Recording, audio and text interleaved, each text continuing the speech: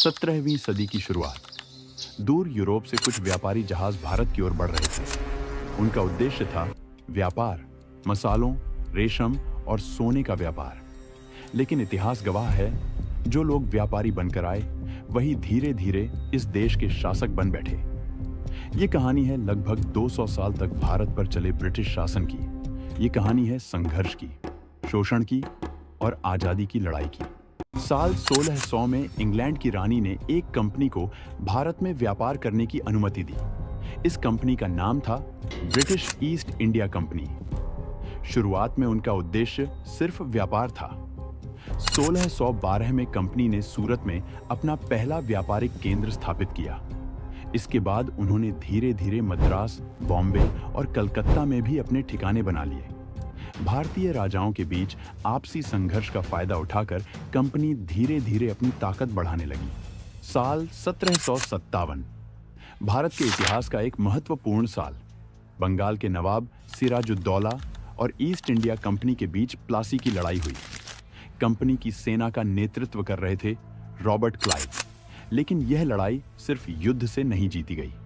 यह लड़ाई जीती गई साजिश और विश्वासघात से। नवाब के सेनापति मीर जाफर ने अंग्रेजों का साथ दे दिया। परिणाम, सिराजुद्दौला हार गए और बंगाल पर अंग्रेजों का नियंत्रण हो गया। यही वह मोड़ था जहां से भारत में ब्रिटिश शासन की नींव मजबूत हो गई। प्लासी की जीत के बाद ईस्ट इंडिया कंपनी ने धीरे धीरे पूरे भारत में अपना प्रभाव बढ़ाना शुरू कर दिया। 1764 में बक्सर की लड़ाई के बाद कंपनी को बंगाल, बिहार और उड़ीसा की दीवानी मिल गई। अब कंपनी सिर्फ व्यापारी नहीं रही, वह शासक बन चुकी थी। अंग्रेजों ने भारी टैक्स लगाए, भारतीय उद्योगों को कमजोर किया गया।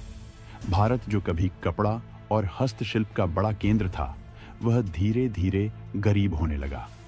कई इतिहासकार मानते हैं कि ब्रिटिश शासन के दौरान भारत की अर्थव्यवस्था को भारी नुकसान हुआ। साल 1857 भारत में अंग्रेजी शासन के खिलाफ पहला बड़ा विद्रोह। इस विद्रोह की शुरुआत हुई मेरठ से। भारतीय सैनिकों को नए कारतूस दिए गए, जिन्हें मुंह से काटना पड़ता था। अफवाह फैली कि इन कारतूसों में गाय और सूअर की चर्बी लगी है। इससे हिंदू और मुस्लिम दोनों सैनिकों में गुस्सा फैल गया। धीरे धीरे यह विद्रोह पूरे उत्तर भारत में फैल गया। इस आंदोलन के प्रमुख नेता थे मंगल पांडे रानी, लक्ष्मीबाई तात्या टोपे, बहादुर शाह जफर। हालांकि यह क्रांति अंत में असफल रही, लेकिन इसने अंग्रेजों को हिलाकर रख दिया। 20वीं सदी की शुरुआत में भारत में आजादी की लड़ाई तेज होने लगी। कई महान नेताओं ने इस संघर्ष का नेतृत्व किया। महात्मा गांधी, जवाहरलाल नेहरू, सुभाष चंद्र बोस, भगत सिंह। महात्मा गांधी ने अहिंसा और सत्याग्रह के रास्ते से आंदोलन शुरू किया। 1920 का असहयोग आंदोलन, 1930 का नमक सत्याग्रह और 1942 का भारत छोड़ो आंदोलन। इन आंदोलनों ने अंग्रेजी शासन की नींव हिला दी।